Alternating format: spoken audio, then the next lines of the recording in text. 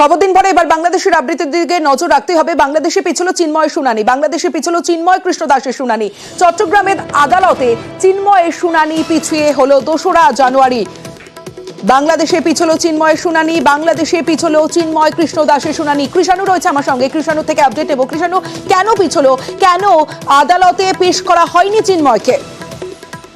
মূলত চিন্ময় আজকে চট্টগ্রামের মহানগর দায়রা আদালতে পেশ করার কথা ছিল চিন্ময় কৃষ্ণ দাসকে, কিন্তু নিরাপত্তা প্রশ্ন ফাঁকায়ের আগের দিন তাকে এখন আদালতে পেশ করা হয়েছিল। অত্যন্ত বড় ধরনের হাঙ্গামা হয়েছিল এবং সেই আশঙ্কাতেই আজকে তাকে পেশ করা হয়।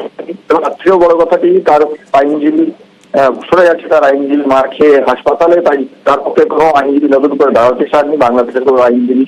ফলে তার শুনানি যেটা ছিল সেটা শুনানি পিছিয়ে গেছে 1 মাস পিছিয়ে, আজকে 2 তারিখ, আবার পিছিয়ে 1 মাস পিছিয়ে 2রা জানুয়ারি হয়ে গেছে। বেশ কৃষাণু।